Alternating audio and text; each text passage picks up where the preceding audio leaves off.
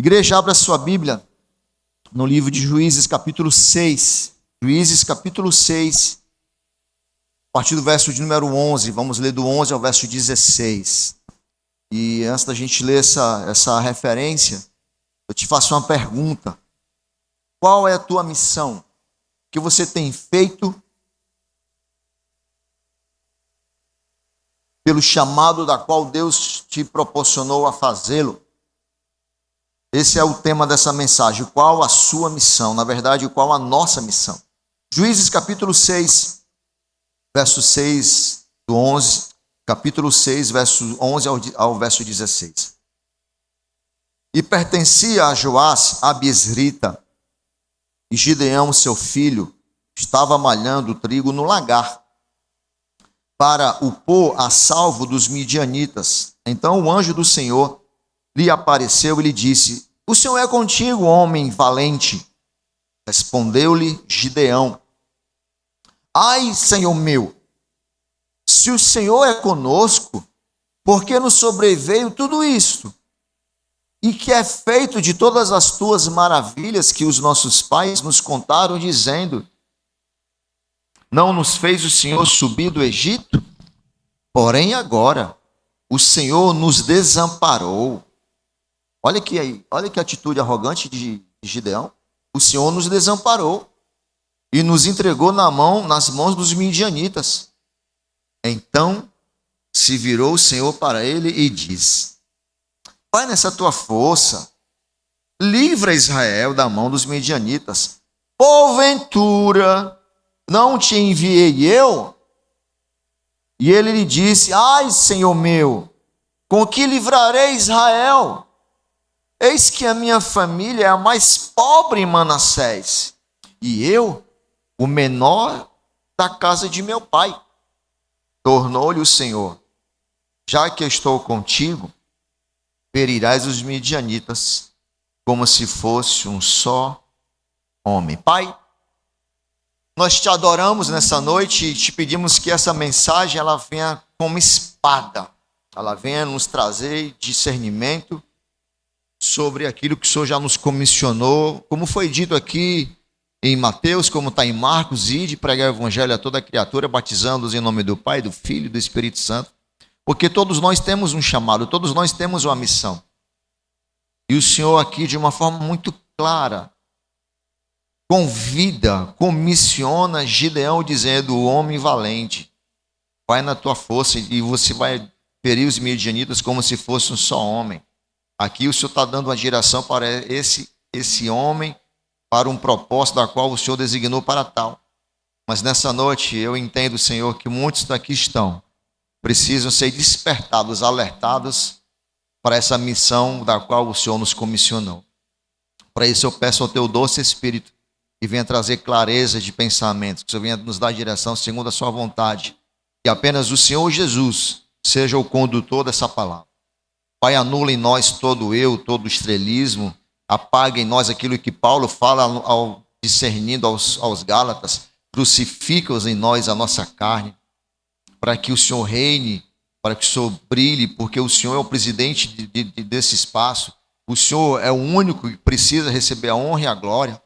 Anula em nós, Senhor, qualquer altivez, qualquer orgulho, qualquer presunção, qualquer vontade humana, que apenas seja o teu Espírito Santo, que tem o poder de convencer o homem do pecado, da justiça e do juízo.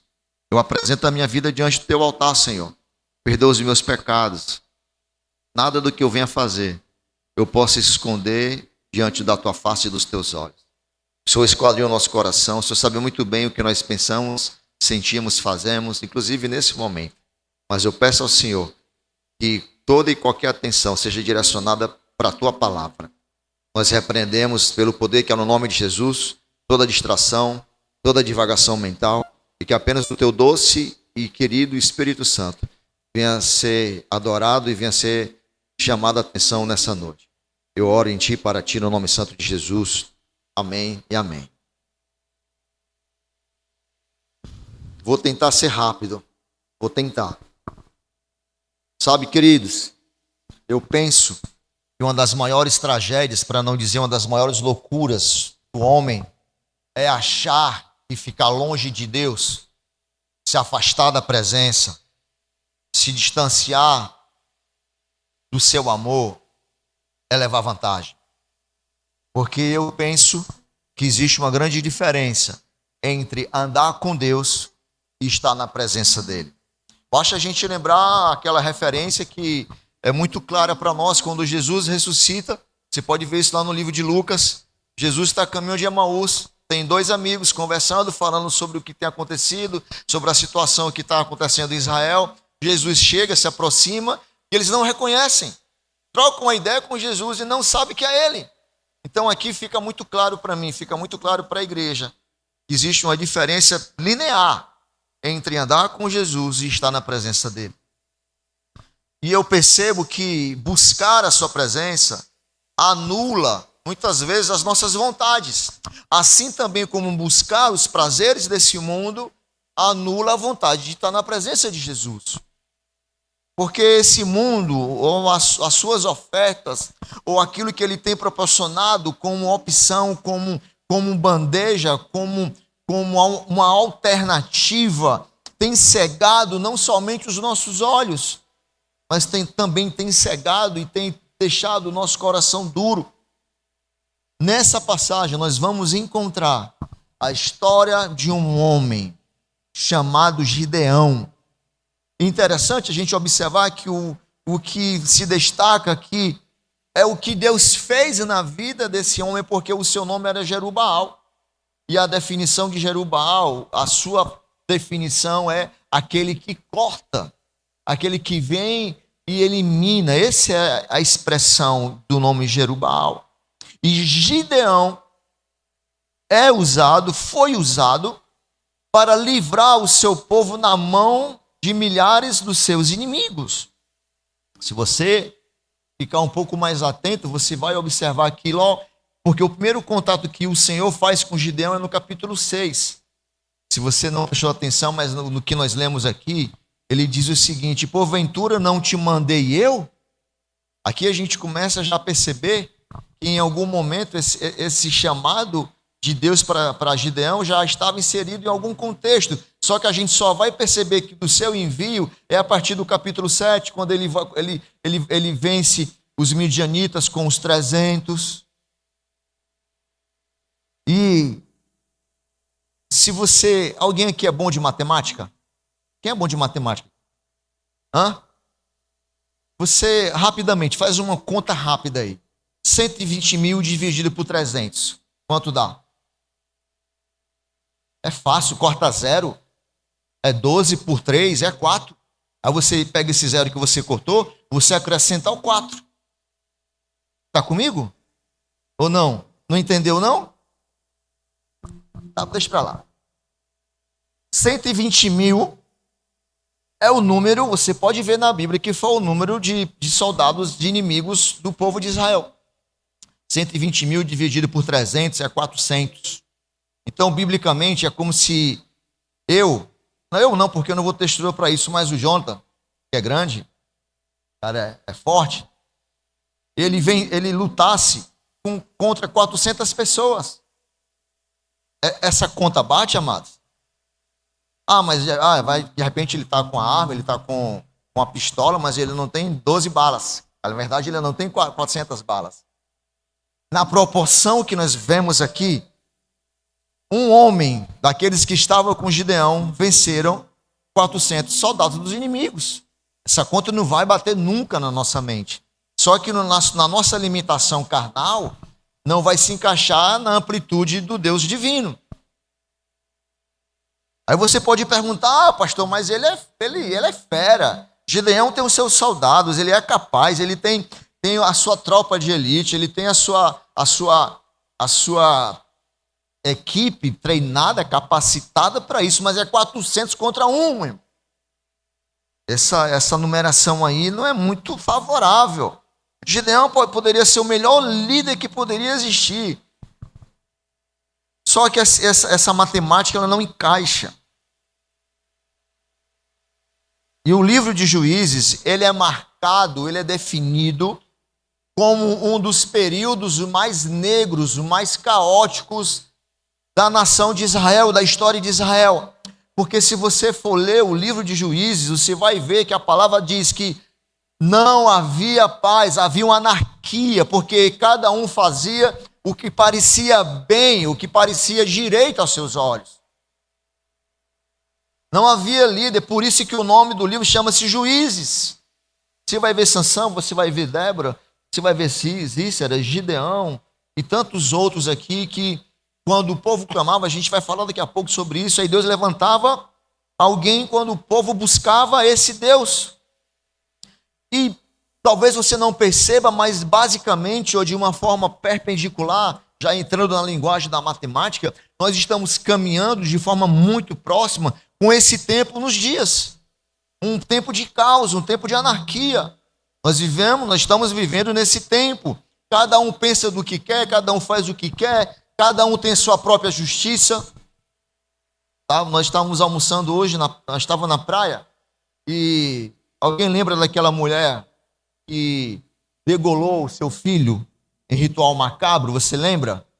E quando os vizinhos escutam os gritos daquele quarto, quando a polícia chega naquele local, ela está com a cabeça da criança no colo. Você viu isso?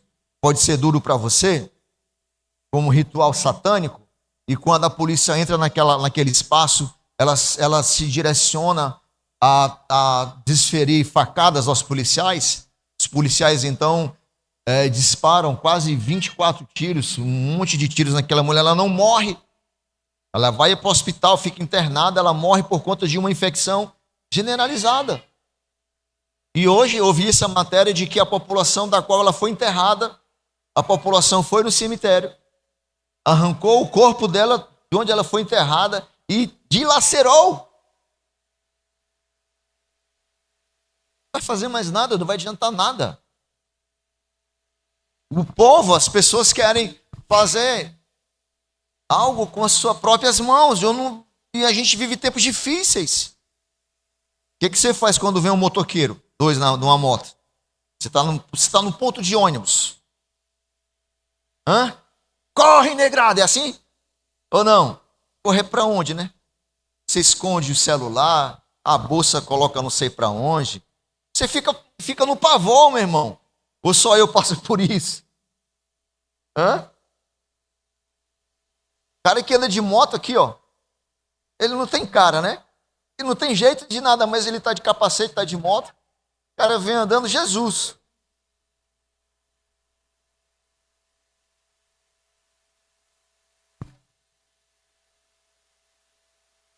O povo de Israel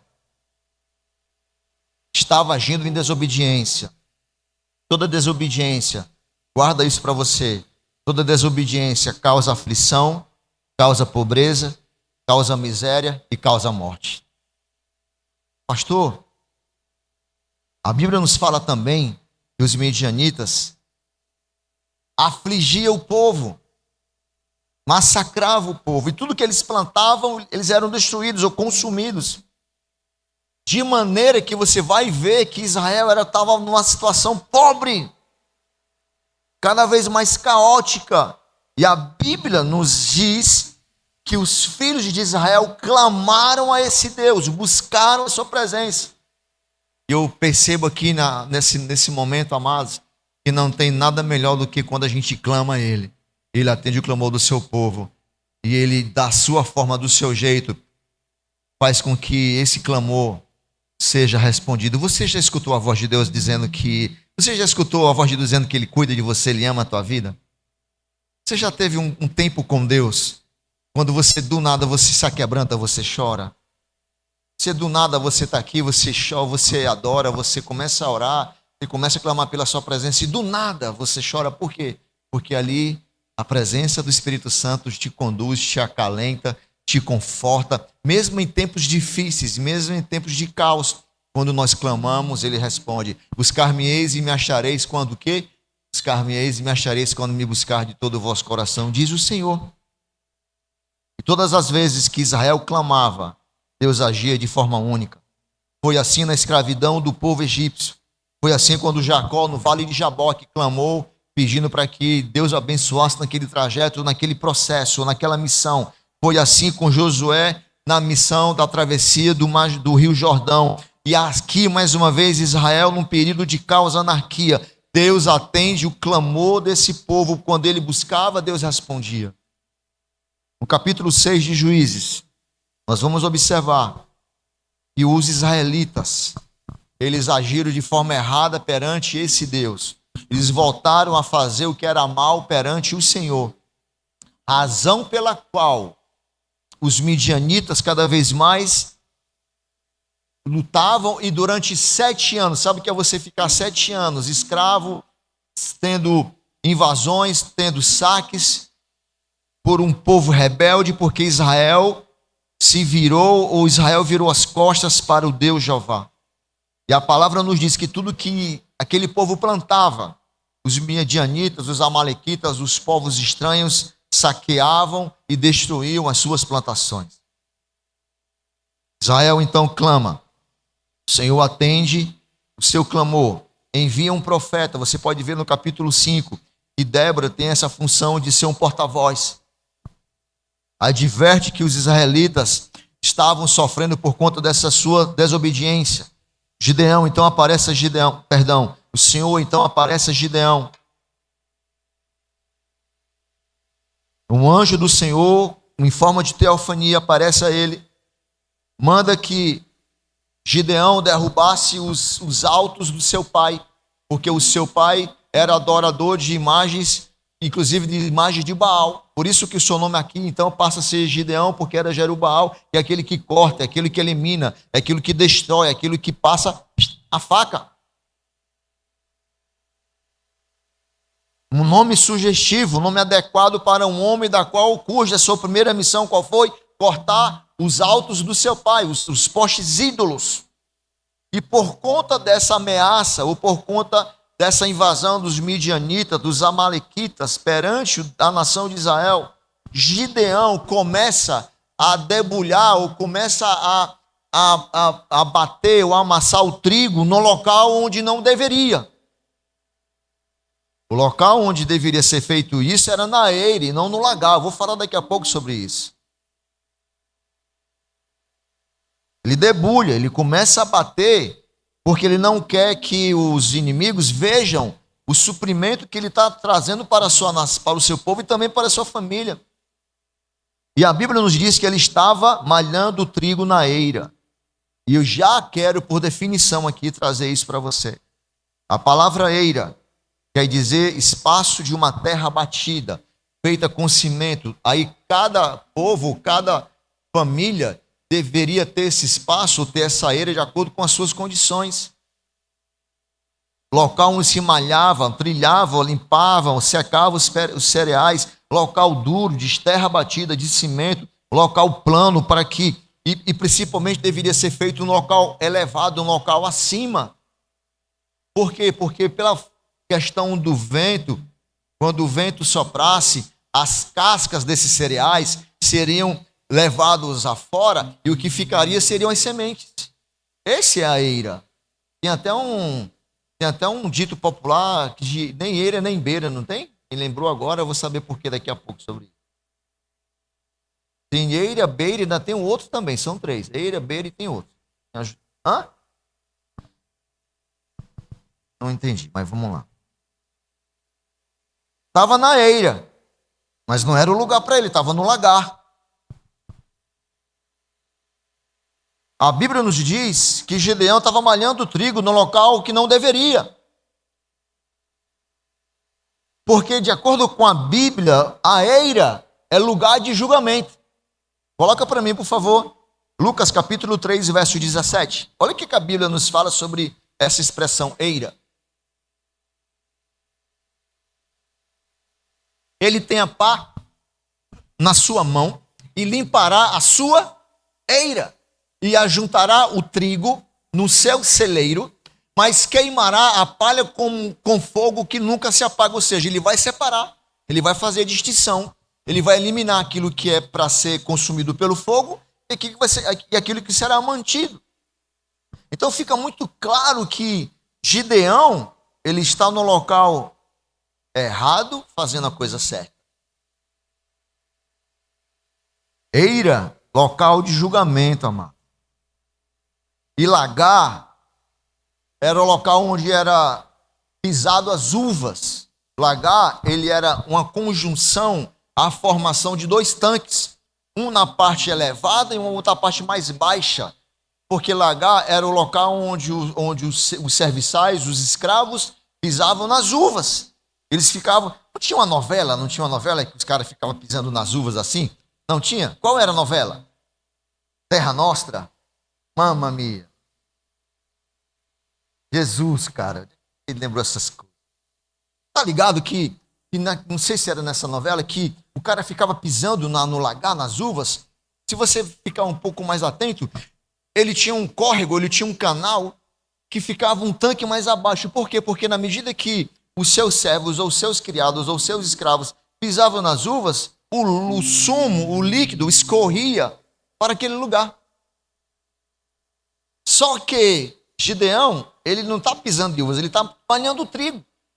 Ele está exposto, ele está no local onde fica de fácil visão para os seus inimigos. Gideão, eu entendo aqui, ele está fazendo algo correto, ele está fazendo algo justo, ele está fazendo algo honesto, mas ele está fazendo algo no lugar errado.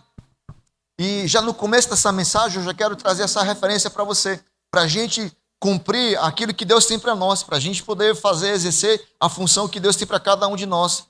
Não basta somente você fazer aquilo que é correto. Você também tem que estar fazendo o que é correto no lugar correto. Você pode ser honesto, você pode ser justo, você pode ser íntegro, você pode ser ético, mas se você não estiver no lugar correto, nada disso vai ter sentido. Esse é o primeiro ensinamento que eu vejo aqui na pessoa de Gideão. Está fazendo tudo certinho. Só que ele não está no local daquilo que Deus tem para ele. Ah, pastor, mas aí o texto me fala que os midianitas estavam saqueando o seu povo, estavam humilhando a sua nação, estavam empobrecendo Israel. Só que tudo isso tem um sentido. Por isso que 1 Coríntios capítulo 15, verso 58 nos fala que todo o nosso trabalho em Deus ele é produtivo, mas ele tem que ser constante. Nada em Deus é em vão. Se a gente prestar atenção um pouco mais em detalhes, a gente precisa ser muito estudioso. Basta a gente ver nos capítulos posteriores, porque esse texto tem os anteriores, tem os posteriores. Está dentro de um contexto. Se você for observar no capítulo 6, no finalzinho dele, no capítulo 7, Gideão vai levantar um memorial. E sabe qual foi o memorial que ele levantou? Uma oferta de cereais. Sabe qual foi os cereais que ele levantou como oferta? Esse que estava malhando no lagar. Apesar de estar fazendo algo correto no lugar errado, com um objetivo que não era legal, mas a sua atitude tinha um propósito. Pastor, agora misturou foi tudo aqui a parada. Entenda, o trigo era preciso ser batido com força para que as suas folhas voassem com a direção do vento. Só que ele não está fazendo isso no lugar apropriado, amados. Mas parte dali o sustento não somente da sua família, mas também como sustento do seu povo. E melhor, também faz com que ele levantasse um altar de cereais como uma adoração, como sacrifício a Deus verdadeiro. Você vai ver isso no capítulo 7, capítulo 8. E eu entendo nessa noite que tem pessoas, infelizmente, que estão com as suas intenções, com as suas proposições corretas e honestas, mulheres de honra, homens de honra, mas estão em lugares errados. E nessa noite, a nossa função é te apresentar que o Espírito Santo venha te convencer de que você precisa estar no local certo para que Deus venha estar dando continuidade à missão da qual Ele te proporcionou. Pastor, o que eu posso fazer então? Nós estarmos com os nossos ouvidos atentos, sensíveis àquilo que Deus tem para nós. E eu quero te dizer, cara, como é difícil a gente escutar a voz de Deus, amém? É difícil. Porque nós falamos aqui logo no início dessa mensagem que a humanidade, o homem, está muito mais voltado para os seus próprios interesses.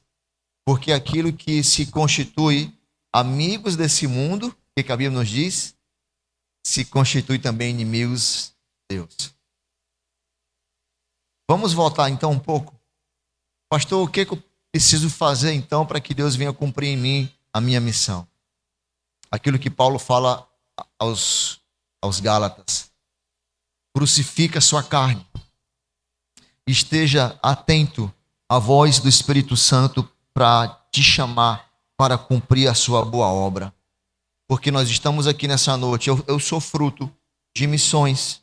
Eu tenho na minha veia, eu tenho esse DNA de fazer missões, cara. Minha esposa sabe. Eu tenho esse desejo, a vontade é latente na minha vida de estar pregando, estar falando de Jesus. Isso não é porque a gente é pastor, porque antes de tudo nós somos missionários. E a igreja precisa despertar. Nós precisamos ficar ligados, atentos para esse papel de missões que Deus nos deu, nos comissionou. Não é só uma função eclesiástica. Porque o ID é aí mesmo. Nós precisamos, guarde isso no seu coração. Nós precisamos ser artesão de uma nova história. E que história é essa, pastor? Uma história contada pelo dedo de Deus, como diz a canção do Thales, mas que Deus venha conduzir as nossas vidas segundo a sua vontade, usando os nossos dons, os nossos talentos. E eu quero que o doce Espírito, eu peço ao doce Espírito de Deus que venha levantar aqui dessa igreja homens e mulheres com temor e tremor diante do Senhor, com um sentimento, talvez não de ir para a Tailândia, mas quem sabe ir para um hospital, ir para os presídios, ir para as maternidades, ir para as esquinas, ir para os sinais, ir para as escolas, ir para os shoppings, não sei.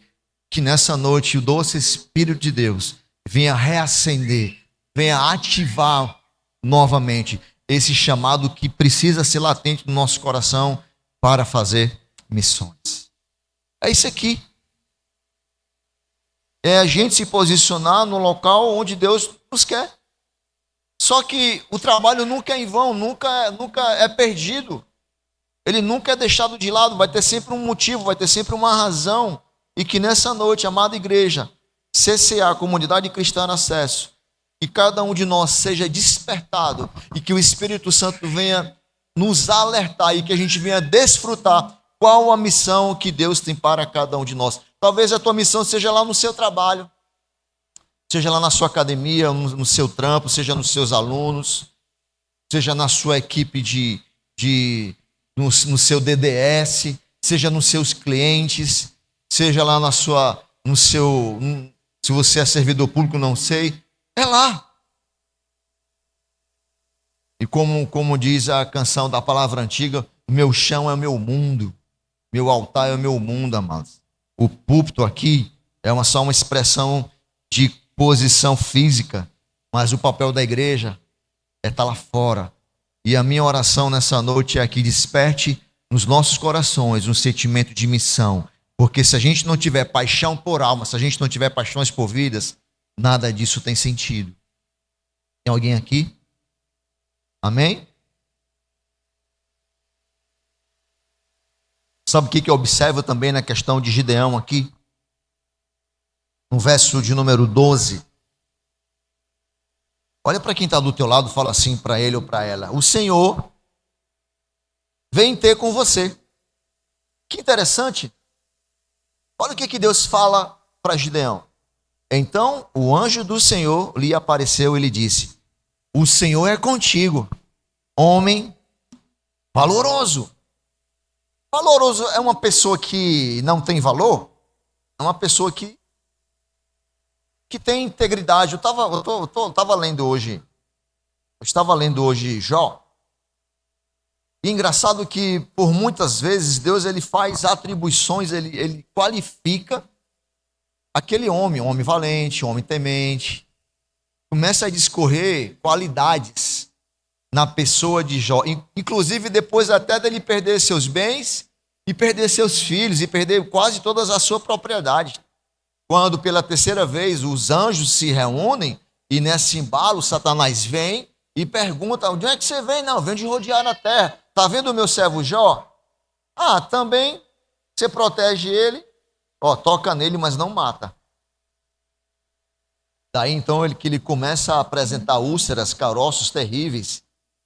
E a palavra nos diz que ele se coloca em cima de um monturo, no mesmo monturo que caiu as suas obras, caiu as suas propriedades da sua casa, é o mesmo monturo da qual ele pega um caco de telha e começa a se limpar, começa a se coçar. Olha a autoestima de um pai que perdeu o filho, perdeu tudo, e está em cima de um monturo se limpando, se coçando com um caco de telha.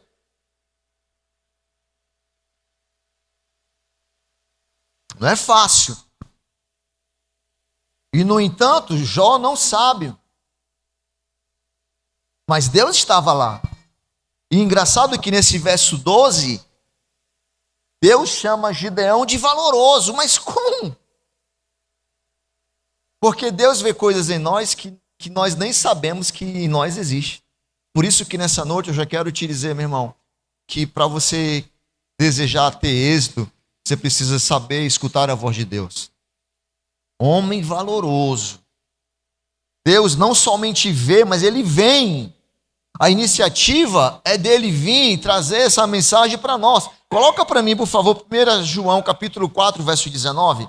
Só para a gente entender aqui rapidamente. 1 João capítulo 4, verso 19. Nós o amamos porque ele o quê? Nos amou primeiro. É ele vem, nos fala, nos conduz, nos orienta, nos direciona. Deus sempre vem ao nosso encontro e nós estamos aqui porque em algum momento alguém foi valoroso, alguém se sentiu talvez até incapaz, mas alguém pregou para nós, alguém falou de Jesus para você. E nessa noite, você que nos visita, você que é dessa casa, você que faz parte dessa comunidade, nós queremos te dizer que nós estamos sensíveis a essa voz, estamos sensíveis à voz do meu amado. E cabe a nós externar, expressar esse mesmo chamado para todos aqueles que precisam ouvir a voz de Deus.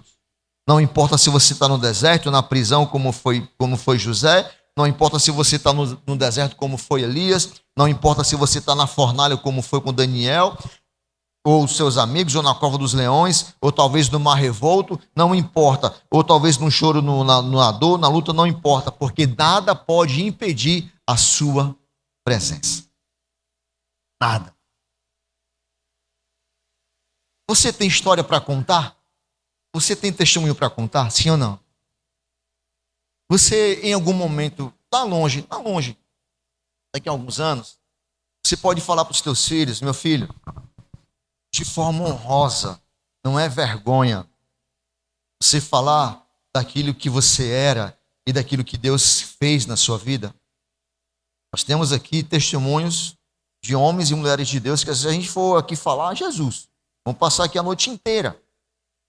Porque basta a gente lembrar do passado, basta a gente lembrar de quem nós éramos e o que nós somos hoje, porque não é para você se exaltar, não é para você se gloriar, não é para você se sentir o cara ou tal, bambambam, não. É para você saber que nós dependemos desse Deus, a nossa graça vem dele, a nossa graça não, a graça vem dele, a misericórdia vem do Pai, e toda vez que nós entendemos isso, é ele, nós adoramos aqui, é ele, por ele são todas as coisas.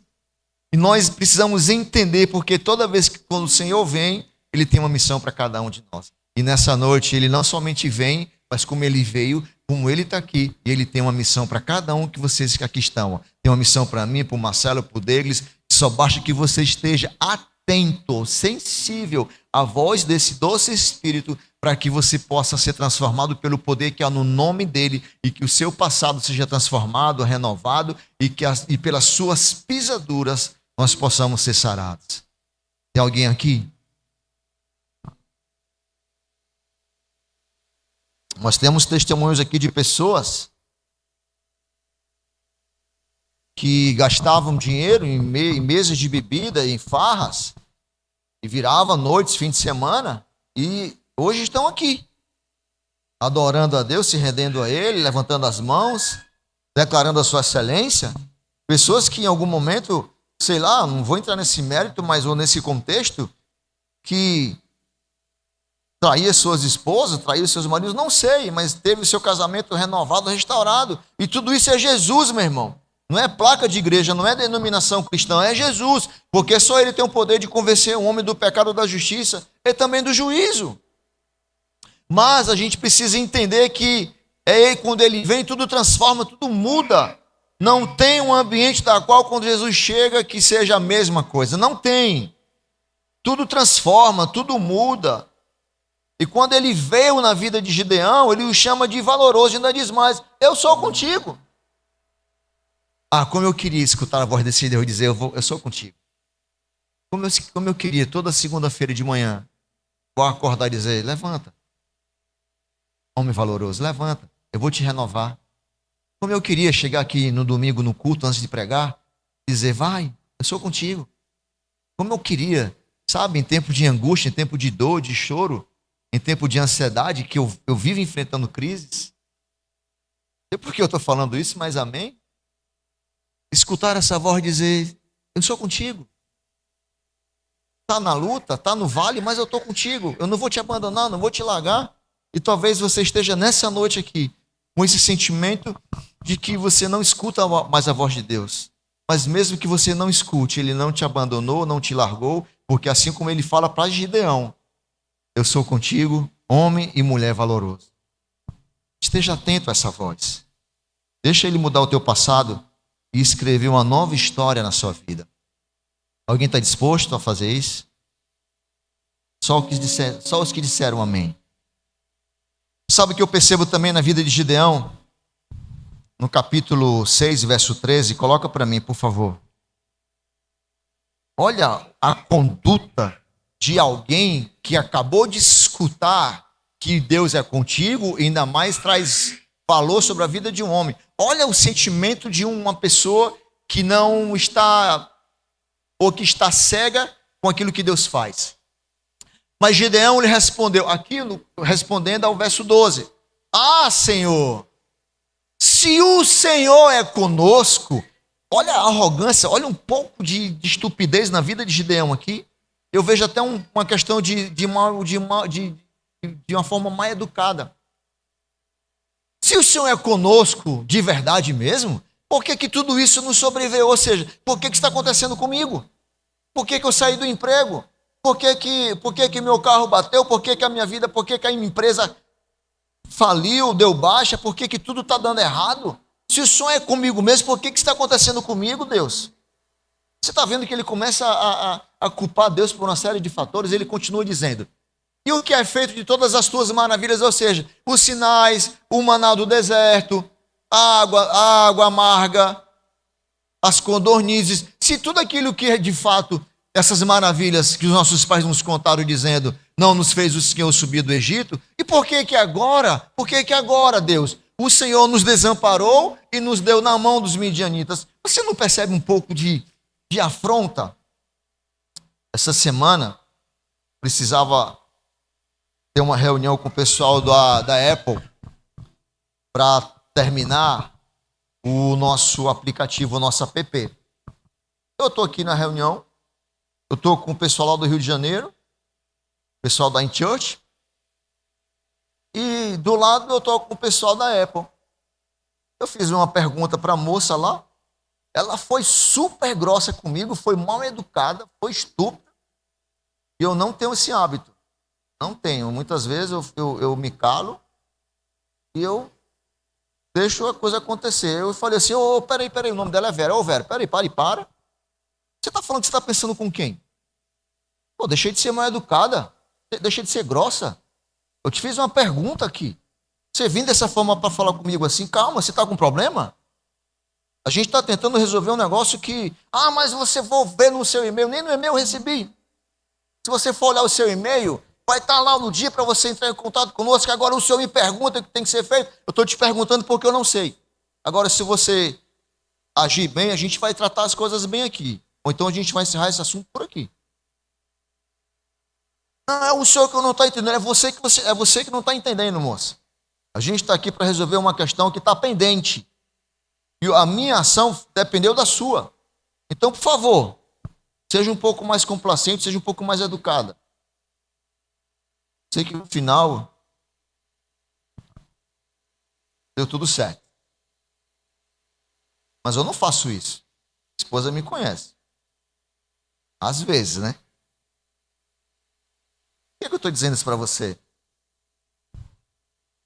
Porque nós esquecemos das maravilhas que Deus tem feito em nós. Você consegue ver as coisas boas que Deus já fez na sua vida? Você consegue? Alguém está aqui? Por que a gente só dá valor às coisas de ruins que têm acontecido? Hã? Por que a nossa memória é mais ativa nas dores, nas tragédias, no lado ruim da questão, e nós não valorizamos aquilo que Deus já fez de tão bom, de tão maravilhoso, de tão honroso, de tão livramento? Foi o que Gideão fez aqui. Ele olhou para a fatalidade. Ei, eu estou sendo destruído pelos midianitas. E quem é o Senhor que de fato me falaram e que de fato o Senhor não é? O cara acabou de ser chamado de honroso, valoroso. Ele acabou de escutar, eu sou contigo. Agora o cara vem com uma pedrada dessa. Foi a Vera, tá? Nunca mais vou esquecer esse nome. A Vera da Apple. Aí terminou a reunião com a Vera da Apple. A moça da Church, pastor, tá tudo bem com o senhor? Tá, meu irmão. Poxa, que menina mais educada. A moça da Church falou isso. Que menina mais educada. Já faz 10 anos que eu trabalho com essa questão da Apple, do outro aplicativo lá que tem para... Da Play Store, sei lá, essas paradas aí. Eu nunca vi uma menina tão grossa como essa. Pois é, desculpa também, eu não sou assim, mas nós, desculpa, muitas vezes, nós honramos muito mais os problemas, as queixas, as perdas, do que aquilo que Deus já fez em nós. Ei, Deus, onde é que você estava que tudo isso acontecendo comigo? O Senhor não olhou para mim. Onde é que o Senhor estava aqui que o Amalequita, os midianitas têm afligido o meu povo? E aquilo que o Senhor fez lá atrás, ei, que isso é papo, isso é balela?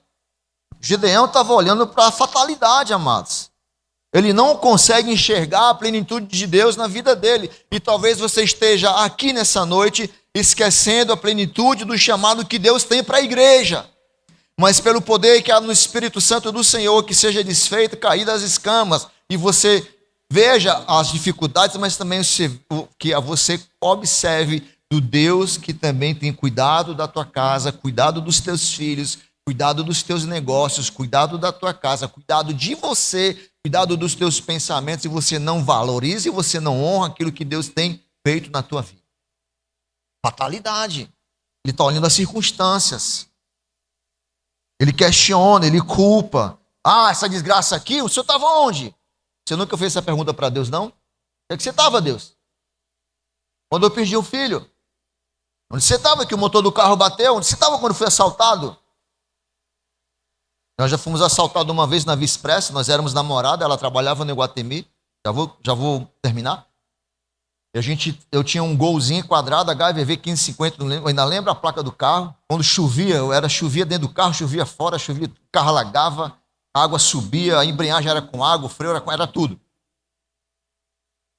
Mas era o meu carro. Era o meu primeiro carro, era o meu Gol quadrado.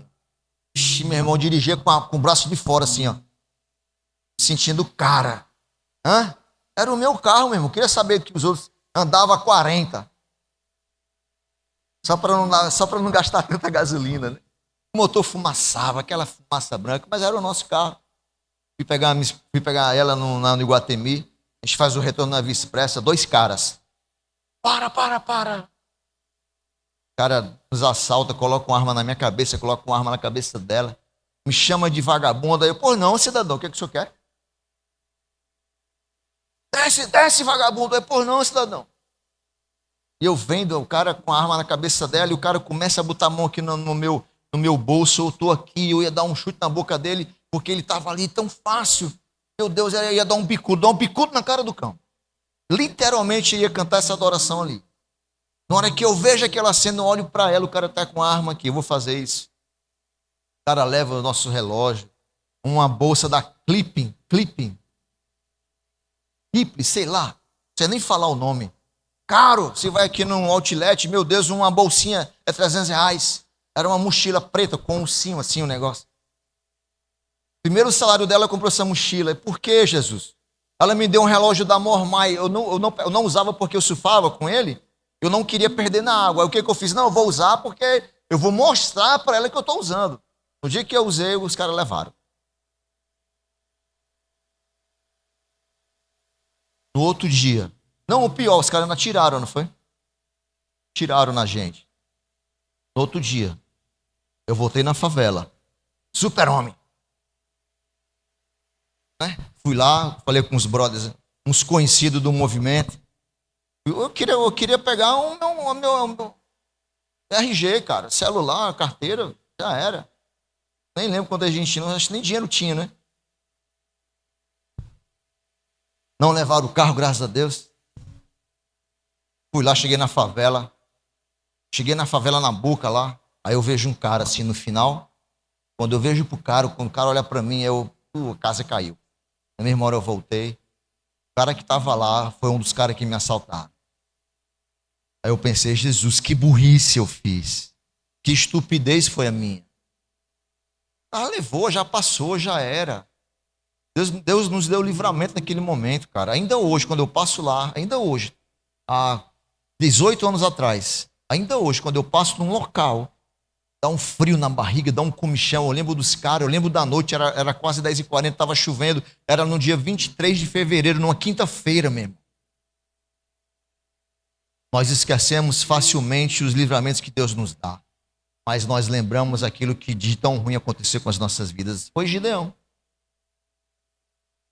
Por isso que a palavra nos fala, eu quero trazer à memória aquilo que nos dá espera.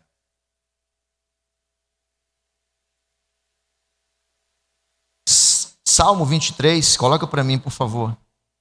Salmo 23. Não, coloca a partir do verso 3. O 4. Ainda que eu andasse, ainda que é uma questão futura, pelo vale da sombra da morte, não temeria mal algum, porque tu estás comigo. A tua vara e o teu cajado me consola.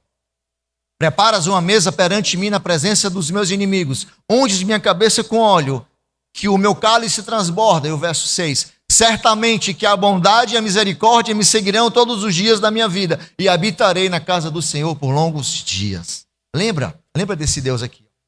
Está na luta, mas traz à tua memória aquilo que Deus de tão bom já te causou, já te proporcionou. E sabe o que Deus fala para Gideão? Vai na tua força.